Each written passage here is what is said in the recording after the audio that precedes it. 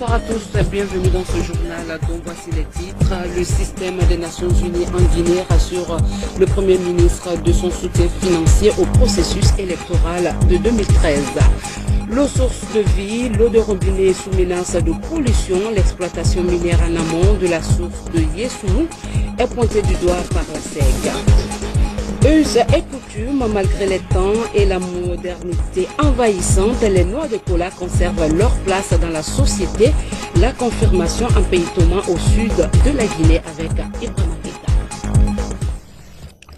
Mesdames et messieurs, bonsoir et bienvenue dans ce journal que nous ouvrons par ce décret portant création de la force spéciale de sécurisation des élections législatives FOSEL, décret lu ici par Fodetas Silla. Décret numéro 141 PRG/SGG/2013 portant création de la force spéciale de sécurisation des élections législatives FOSEL. Le président de la République, vu la Constitution, vu le Code électoral, vu la loi L 2001/029/1 du 31 décembre 2001, portant principes fondamentaux de création, d'organisation et de contrôle des structures et des services, décret. Chapitre 1. Création et mission. Article 1er. Il est créé dans le cadre des élections législatives une force de sécurité dénommée Force spéciale de sécurisation des élections législatives, FOSEL, placée sous la supervision de la Commission électorale nationale indépendante, CENI. Article 2. La force spéciale de sécurisation des élections législatives, FOSEL, est chargée d'assurer la sécurité du processus électoral sur toute l'étendue du territoire national.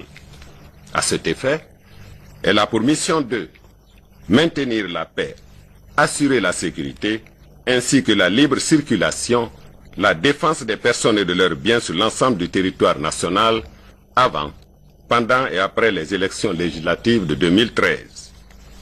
Assurer la sécurité des lieux de meeting ou de manifestations publiques pendant la campagne électorale, des bureaux de vote, des candidats, des démembrements de la Commission électorale nationale indépendante, des chefs de partis politiques, ainsi que du matériel électoral en œuvrant la plus stricte neutralité, en observant la plus stricte neutralité et l'impartialité à l'égard de tous. Sécuriser l'ensemble du processus électoral. Chapitre 2. Organisation et commandement. Article 3.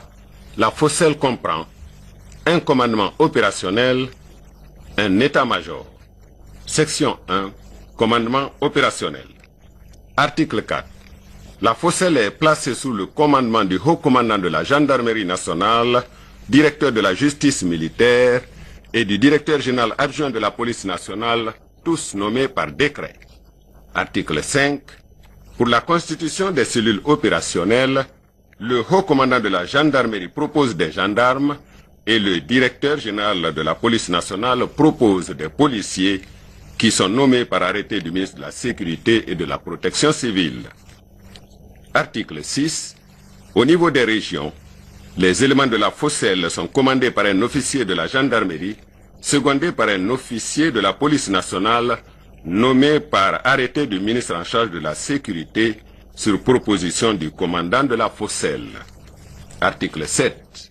Dans les préfectures et sous-préfectures, les éléments de la FOSEL sont commandés par un officier de la gendarmerie, secondé par un officier de la police, nommé par arrêté du ministre en charge de la sécurité sur proposition du commandant de la FOSEL. Article 8. Sur le plan opérationnel, les commandants régionaux et préfectoraux de la FOSEL sont placés sous l'autorité directe du haut commandant de la FOSEL. Ils lui rendent compte régulièrement de l'exécution de leur mission. Article 9. À Conakry et dans chaque préfecture, les commandants locaux de la FOSEL sont à la disposition du président de la Commission nationale électorale indépendante, CENI. Toutefois, les techniques mises en œuvre pour y assurer l'ensemble de leur mission, notamment le maintien de l'ordre, relèvent de la compétence du commandant local de la FOSEL. Article 10. Toute déclaration de réunion, ou de manifestations publiques entrant dans le cadre électoral doit être porté à la connaissance du préfet ou du maire au moins 24 heures à l'avance. L'autorité préfectorale ou municipale en avise aussitôt le commandant local de la Focelle. Article 11. Le commandant préfectoral de la Focelle ne peut, en aucun cas, s'immiscer dans les affaires administratives et politiques de la préfecture. Il communique au président de la CEPI les résultats des missions qui lui sont confiées et en rend compte au commandant de la Focelle. Article 12. La mise en place de la Focelle ne remet pas en cause les missions traditionnelles dévolues aux forces de sécurité et de défense. Section 2. État-major. Article 13. L'état-major est chargé de coordonner et d'orienter les activités de la force spéciale de sécurisation des élections. Il arrête à cet effet, en concertation avec la CENI et sous sa supervision, le plan de déploiement de la Focelle sur toute l'étendue du territoire national. Il comprend le commandant de la Focelle, haut commandant de la gendarmerie nationale, le commandant adjoint de la Focelle, directeur général adjoint de la police nationale, les commandants de région de la gendarmerie, le directeur général adjoint de la protection civile, les chefs de sûreté, un officier de transmission, un représentant du ministre de l'administration du territoire et de la décentralisation, 2 membres de la CENI. Article 14. L'état-major de la Focelle est organisé conformément à l'annexe du présent décret, ordre d'opération. Chapitre 3. Le mandat de la force de sécurisation des élections prend fin après l'installation de l'Assemblée nationale. Article 16. Le ministre de l'administration du territoire et de la décentralisation, le ministre de la sécurité et de la protection civile, le ministre délégué à la défense nationale sont chargés de l'exécution du présent décret qui sera enregistré et publié au journal officiel de la République. Conakry le 28 août 2013, professeur Alpha Condé. Décret numéro 142 PRG SGG bar 2013 portant nomination du commandant et du commandant adjoint de la force spéciale de sécurisation des élections législatives Focelle. Le président de la République, vu la Constitution, vu le code électoral, vu la loi L 2001/029/AN du 31 décembre 2001 portant principes fondamentaux de création, d'organisation et de contrôle des structures de services, décrète. Article 1er. Le général de division Ibrahima Baldé, haut commandant de la gendarmerie nationale, directeur de la justice militaire, est nommé, cumulativement à ses fonctions, commandant de la force spéciale de sécurisation des élections législatives Focelle. Article 2. Le colonel Sekoumara, directeur général adjoint de la police nationale, est nommé cumulativement à ses fonctions, commandant adjoint de la force spéciale de sécurisation des élections législatives Focelle. Article 3. Le ministre de l'administration du territoire et de la décentralisation, le ministre délégué à la présidence chargé de la défense nationale, le ministre de la sécurité et de la protection civile et le président de la commission nationale électorale indépendante sont chargés, chacun en ce qui le concerne, de l'exécution correcte du présent décret. Article 4. Le présent décret qui abroge toute disposition contraire et qui prend effet à compter de sa date de signature sera enregistré et publié au journal officiel de la République. Conakry le 28 août 2013, professeur Alpha Condé. Après ces décrets, nous vous livrons le contenu de ce message du président élu de la République islamique d'Iran à son Excellence, professeur Alpha Condé, président de la République de Guinée. Excellence, je tiens à exprimer ma profonde gratitude à votre Excellence pour le message de félicitations que vous avez bien voulu m'adresser à l'occasion de mon élection en tant que président de la République islamique d'Iran. J'espère qu'avec les efforts des autorités de nos deux pays, nous pourrons développer et promouvoir les relations et coopérations sincères entre l'Iran et la Guinée dans toutes les dimensions politiques, économiques et culturelles. Je saisis l'occasion pour implorer Dieu, le Tout-Puissant, pour la santé de votre Excellence, le succès grandissant du gouvernement ainsi que la prospérité du peuple frère et ami de la Guinée. Signé Hassan Rouhani, président élu de la République islamique d'Iran. Les membres du comité de pilotage pour la consolidation de la paix étaient ce matin à la primature. Objectif, adopter les projets ciblés par le panel en vue de réaliser les actions relatives à la promotion de la paix, de la réconciliation et à l'organisation d'élections libres, transparentes et crédibles. Adi Kamara nous signe ce reportage. L'adoption de deux projets concernant l'appui au monitoring électoral et la situation des droits de l'homme en Guinée devrait contribuer à l'instauration d'un climat de confiance et la promotion d'une culture de non-violence avant, pendant et après les élections. C'est l'œuvre du comité de pilotage pour la consolidation de la paix en Guinée. Le deuxième ordre était la présentation de deux projets urgents pour aider la Guinée à organiser des élections crédibles, transparentes, mais surtout apaisées. Ce qui est justement du mandat du PDF. Le système des Nations Unies, l'un des bailleurs de ces projets, promet poursuivre l'élan pour la réussite du processus. Concernant les ressources, j'aimerais vous rassurer, Monsieur le Premier ministre, que tout ce qui a été indiqué, présenté ici, qui est de la charge du système des Nations Unies, nous tenons à mobiliser pour honorer notre engagement. Mais bien sûr que le tango s'est fait à deux.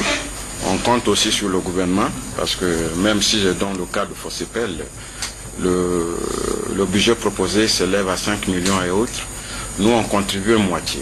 Le Premier ministre a invité toutes les parties prenantes à une synergie d'action pour la viabilité de ces projets. Je voudrais vous rassurer que le gouvernement pour sa part mettra tout en œuvre pour leur réussite, en demandant, en insistant d'ailleurs là-dessus, que cette réunion que nous appelons de tous nos voeux se tienne dans le meilleur délai, pour que tous les départements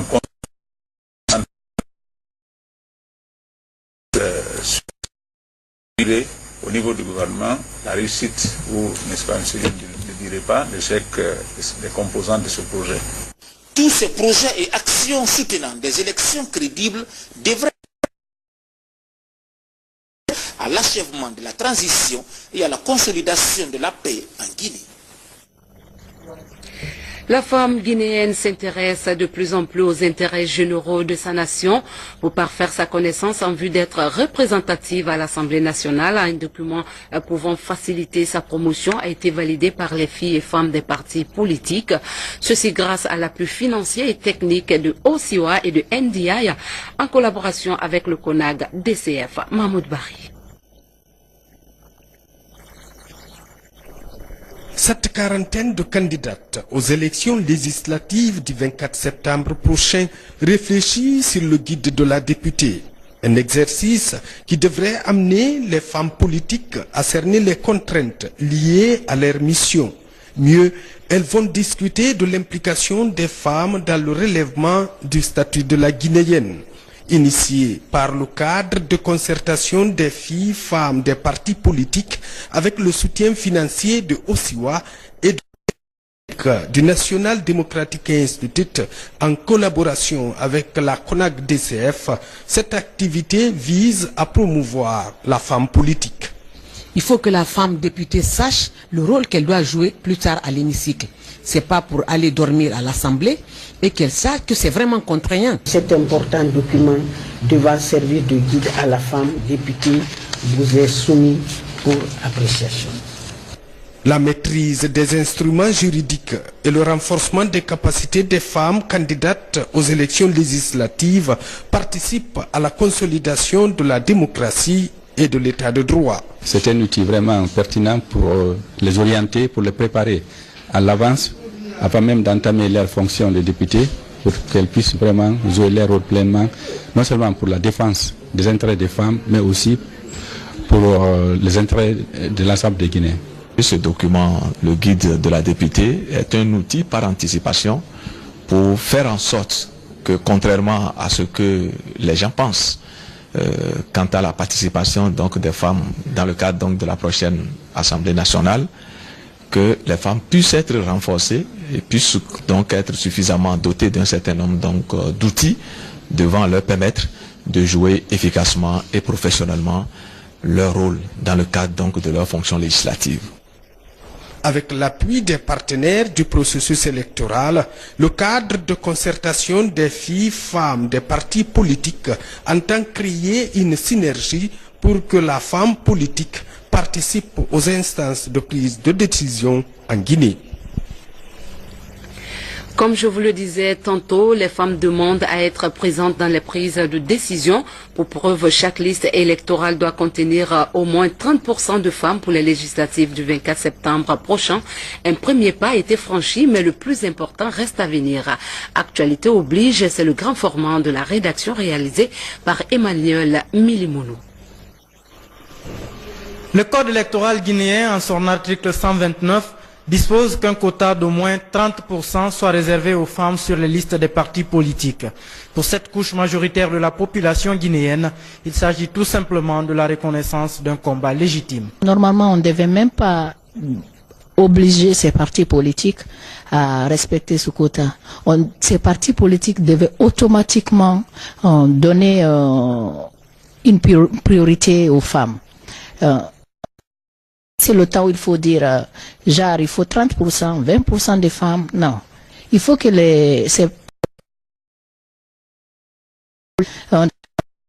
sans la participation effective des femmes. Et il y a 30% sur certaines listes.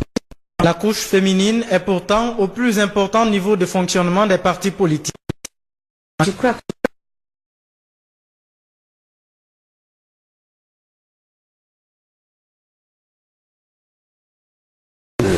nous sommes en mesure quand même de maintenir la stabilité.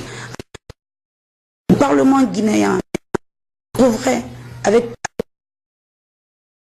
qu'en ce moment, le pays est effectivement en marche. Les femmes jouent un rôle essentiel dans l'épanouissement socio-économique d'un pays. Le plus important parlement africain en termes de représentativité des femmes est celui du Rwanda. 75% de son Assemblée nationale est constituée de femmes. Pour ces candidates à la législative guinéenne, c'est un premier pas qui vient d'être franchi. Le plus important reste leur entrée à l'Assemblée nationale à la suite du scrutin du 24 septembre prochain. Les femmes à l'honneur dans ce journal, l'association des sages-femmes de Guinée a célébré en différé la 22e journée internationale de sa corporation. C'est une initiative de l'association des femmes qui aident à l'accouchement sans omettre qu'elles prennent en charge les nouveau-nés et les différentes organisations de la santé. C'était en présence de la première dame de la République, Adama Magasouba. Abdul Aziz Baldé, reportage. Le monde a besoin de sages-femmes aujourd'hui plus que jamais. C'est le thème retenu cette année pour célébrer cette journée internationale. Avec les décideurs présents dans la salle des banquets du Palais du Peuple, l'association des sages-femmes de Guinée essaie de répondre à un certain nombre de questions fondamentales qui assaillent les professionnels de ce noble métier. Le monde reconnaît que sans nous, il ne peut y avoir des maternités sans risque. Pourquoi le monde a besoin de sages-femmes? La réponse tient en 3 mots. Maternité, sang et risque. Il convient de reconnaître qu'au cours de ces dernières années, les pouvoirs publics ont fourni des efforts en faveur du secteur à travers l'instauration de la gratuité des soins obstétricaux, mais en dépit de ces efforts, la situation reste encore marquée par une mortalité maternelle et infantile très élevée. Surveiller l'évolution de la grossesse jusqu'à l'accouchement afin de diminuer ce taux de mortalité est le principal défi à relever par ces agents de santé. La femme ne doit pas laisser sa vie en donnant naissance. Pour cela, il faut faire une consultation de qualité dans les structures spécialisées. La sage-femme répond aux questions des mamans curieuses, écoute leurs angoisses, les conseils afin de les aider à préparer au mieux l'arrivée de leur bébé. Pour cela, célébrons et remercions-les pour leur fantastique travail qui est de donner la vie. Cette 22e journée de la sage-femme a été l'occasion de promesses prises par l'autorité de tutelle quant au renforcement des capacités des sages-femmes de Guinée. Vous avez parlé du recrutement des sages-femmes. Vous avez parlé également d'un plan de carrière pour les sages-femmes. Je pense que ça, c'est des choses qui ne sont pas difficiles. Et je vous promets que le gouvernement prendra toutes les dispositions. Tout à fait autre chose, la mission projet Caleta ACGP est rentrée de la Chine après un séjour de travail de plus de 2 semaines. Au total, 7 usines de fabrication d'équipements indispensables à la réalisation du barrage de Caleta étaient visitées par la mission. Nabi Kamara et Souleymane Bangora sont nos envoyés spéciaux. Construire un barrage moderne doté d'équipements de nouvelles technologies, c'est la volonté affichée par la Direction générale du projet d'aménagement hydroélectrique de Caleta. C'est pour cela que cette direction a décidé récemment d'aller en Chine à la rencontre des fournisseurs de ces équipements. Pendant 17 jours, en compagnie des techniciens de l'ACGP, elle a visité des usines spécialisées dans la fabrication des transformateurs, des vérins hydrauliques, des turbines alternateurs, des régulateurs de vitesse extérieure, des ponts roulants et des grues portiques. C'est le coût de l'aspirateur couplé à la bâche spirale elle-même pour alimenter les palettes de la turbine en eau. Ici, dans une semaine ou 2, les derniers travaux vont finir et la peinture sera effectuée. Et ce mastodonte que vous voyez là sera embarqué directement pour Caleta. Dans l'ensemble, tout s'est bien passé et les fournisseurs sont prêts à respecter le délai contractuel de livraison des équipements commandés. La qualité, c'est déjà écrit dans le contrat. Après, on va continuer à bien communiquer avec le maître d'ouvrage, l'ingénieur conseil et l'entrepreneur pour assurer l'avancement et la qualité. Les Guinéens espèrent que ces différentes rencontres avec les fournisseurs d'équipements chinois renforceront davantage les relations d'amitié entre nos deux pays. De ce constat, nous fondons l'espoir que le projet d'aménagement de Caleta, qui est un défi majeur aujourd'hui à relever par notre pays, dans le cadre de son développement, ce défi sera relevé. Signalons que ces usines se trouvent respectivement à Shanghai, Changwu, Nanton, Changshu, Hangzhou, Wuhan et Xinxin. Sans transition, l'eau source de vie est source de manque de vie dans les robinets. La Guinée, l'un des pays les plus arrosés, connaît des pénuries d'eau dans plusieurs localités. Qu'est-ce qui explique ce problématique et que fait la Société des eaux de Guinée? La réponse dans ce reportage de Djenabou Inabari dans un commentaire de Mohamed Lamine Solano. Nous sommes à Yesoulou dans la préfecture de Koya. C'est là que se trouvent les installations de la Société des eaux de Guinée. Ici, tout un processus est mis en place pour traiter et envoyer l'eau dans les ménages de Conakry et environ. Depuis 2010, Yesoulou peine à donner une eau de qualité aux abonnés de la SEG. Le début de l'exploitation des mines bauxitiques de Balaya dans la préfecture de Kindia est mis en cause. Cette mine située en amont des rivières de Calais et de Banéa déverse de la boue dans ses cours d'eau qui sont reliés au barrage des Grandes Chutes qui alimentent les conduites de Yesoulou. Notre mission, c'est quoi? Il faut donner de l'eau à la population, mais une eau qui répond aux normes de qualité. Donc, quand l'eau que nous recevons au niveau de l'usine, quand elle est dégradée, la qualité n'est pas bonne, il faut augmenter la quantité de produits pour que nous soyons dans les règles de l'art, pour que l'eau soit potable, l'eau qu'on doit fournir à la population. Ça y va avec la production des boues. Et par rapport à ça, on est obligé d'augmenter la fréquence de lavage. Et cette augmentation de la fréquence de lavage ici joue sur le volume qu'on doit fournir à la population. Cette eau traitée à base de fortes quantités de produits chimiques expose les consommateurs à des risques de maladie. Parce que la SEG a pris toutes les dispositions qui sont à sa portée pour corriger la qualité de cette eau. Et du point de vue protection de cette eau, nous sommes partis du simple au double des taux de traitement en désinfectant. Tout ça là pour mettre à l'abri nos consommateurs. Depuis 3 ans, une mission conjointe de la Société des eaux de Guinée a rencontré les autorités de la compagnie minière accusée. Des mesures ont été prises à cet effet par la société russe de droit guinéen pour remédier à la situation. Le ministre de la Communication était en visite à la RTG Boulbiné. Togba Césaire Bogomo est allé constater de visu les 2 émetteurs livrés à cette station avant d'attirer l'attention des travailleurs sur la bonne utilisation de ces appareils. En rappel, ces équipements ont été offerts par le chef de l'État au service des médias publics pour une meilleure couverture du territoire national. Mohamed de Camara. Qui abrite les nouveaux émetteurs vise à s'assurer de l'installation et de l'opérationnalisation des matériels techniques. Ici à Boulbiné, première étape, le ministre a été davantage édifié sur certains aspects techniques.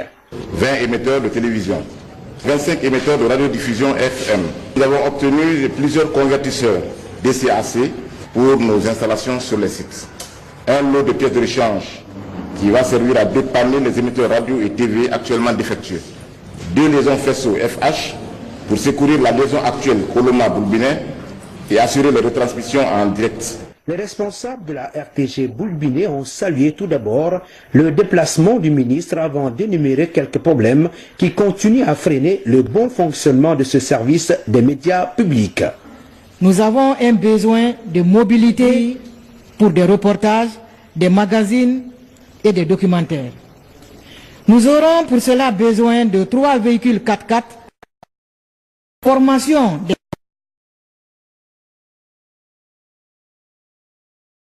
la diffusion. Sa fermeté quant à l'utilisation judicieuse des matériels livrés. Ce qui est mauvais.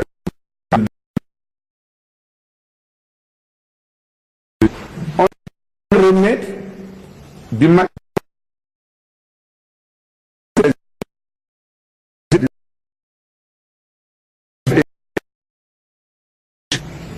et que les nouveaux émetteurs partent ailleurs.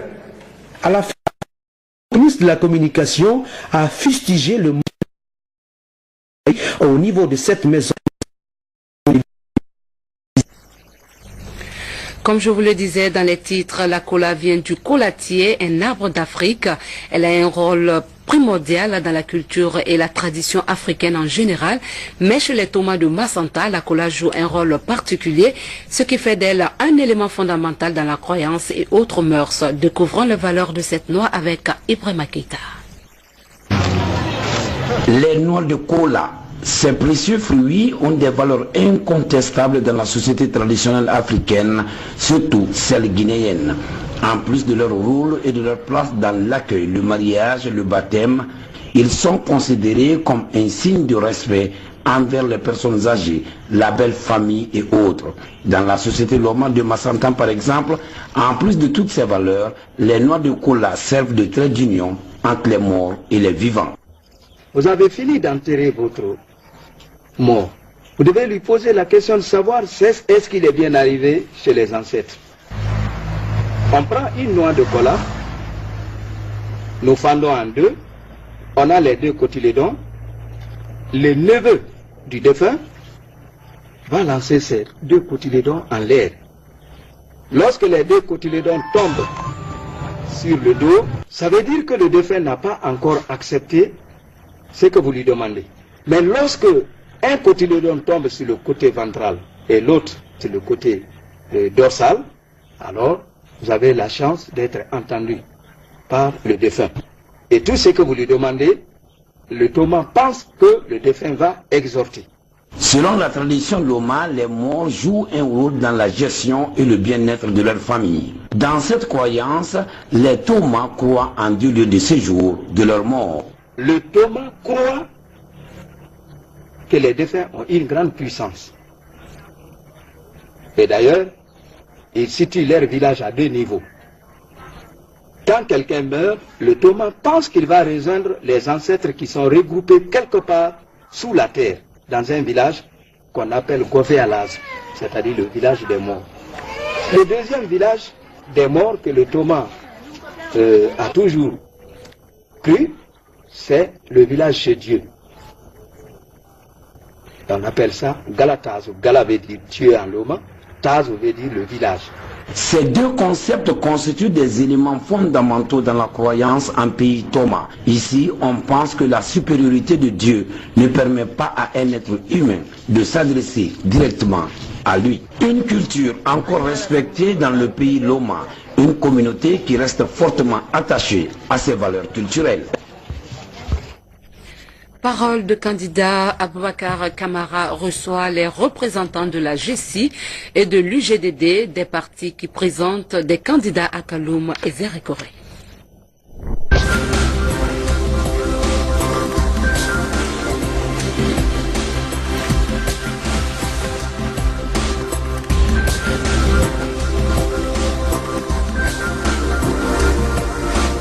Bonsoir, en cette 6e journée du démarrage de la campagne électorale, nous continuons à donner la parole aux différents candidats qui veulent siéger à l'Assemblée nationale. Dans le numéro de ce soir, la GESI Génération Citoyenne et l'UGDD, l'Union Guinéenne pour la démocratie et le développement, sont là pour développer de façon succincte les arguments qui doivent orienter le choix des électeurs. Sur ce plateau, Oulemou Koni Kourouma, il est secrétaire général par intérim de l'Union guinéenne pour la démocratie et le développement. Bonsoir, monsieur Kourouma. Bonsoir, monsieur Aboubakar. Je suis très heureux d'être devant les téléspectateurs de la RTZ et les auditeurs de la radio pour décliner le programme de l'UGDD ce soir. J'ajoute que vous êtes tête de liste. Oui, absolument, je suis tête de liste. Et puis nous avons Mamadou Siré Diallo. Lui, c'est le premier. Il est suppléant de la génération citoyenne. C'est pour moi un plaisir de fait de partager surtout la table avec vous et remerciant surtout l'émission pour que les Guinéens puissent savoir réellement nous avons des compétences cachées. Il faudrait les découvrir. Et je disais tout de suite, vous êtes le premier dans le sens que c'est la première fois qu'on reçoit un suppléant. Comment ça fonctionne quand on est suppléant de candidat? Au fait, c'est très simple. Quand on est suppléant, c'est comme l'adjoint du candidat. En cas de force majeure qui viendra sur le candidat, c'est son suppléant qui viendra assurer toute responsabilité au sein de l'Assemblée. Mais il est élu en même temps que le suppléant. Premier niveau de question pour nos deux candidats de ce soir. Pourquoi les Guinéens doivent choisir vos différentes listes? Les Guinéens doivent choisir la liste UGDD parce que c'est un choix logique.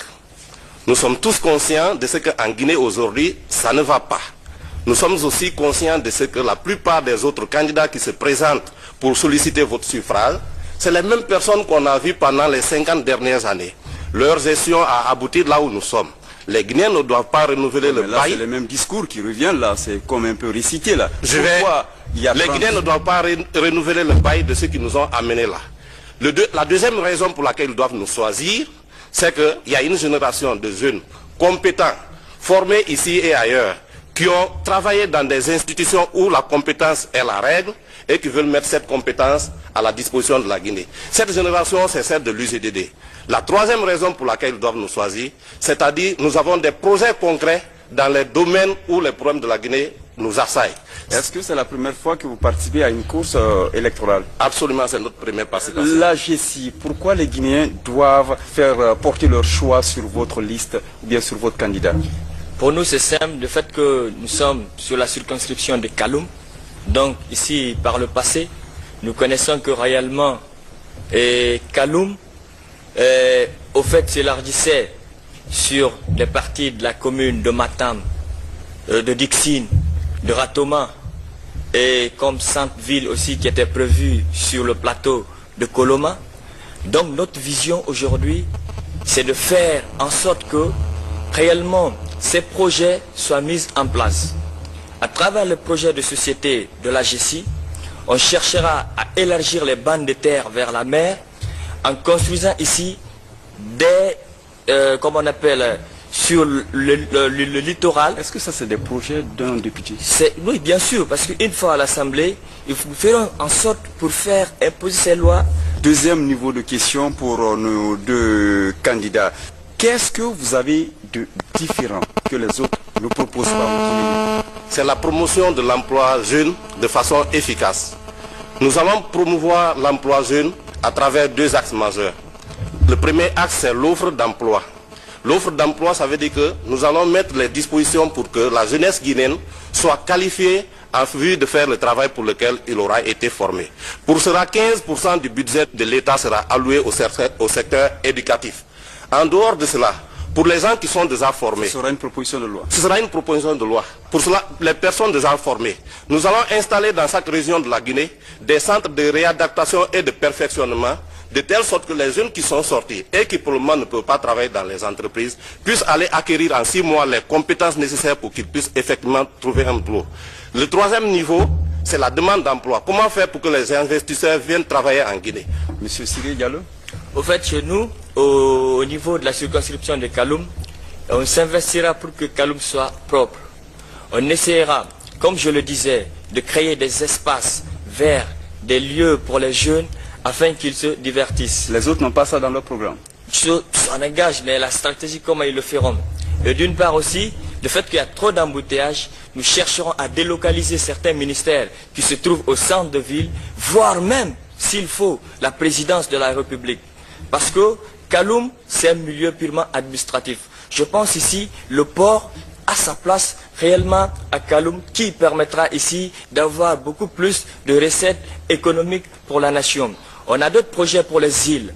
On a des sites là-bas. Si vous partez, vous pouvez voir les prisons pénitentiaires coloniales qui aujourd'hui permettra d'une ressource économique, culturelle pour la Guinée et surtout les jeunes de Kaloum.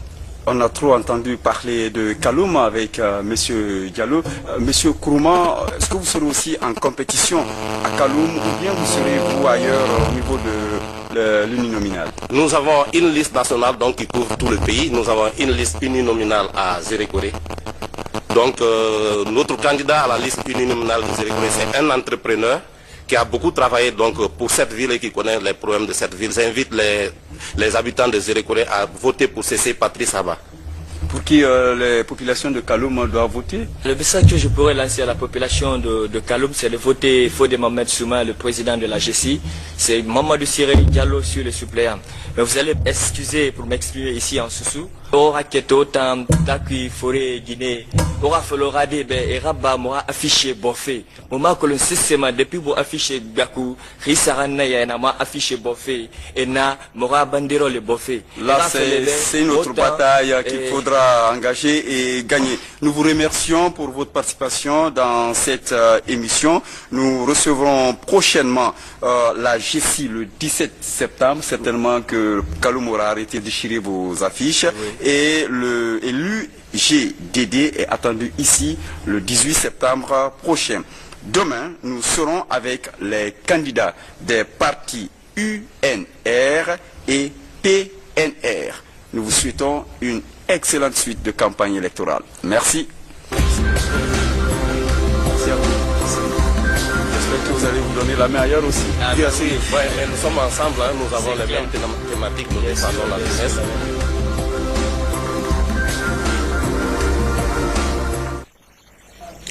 C'est tout pour cette édition. Merci de nous avoir choisis pour vous informer. Excellente suite de programme en compagnie de la télévision nationale. Bonsoir.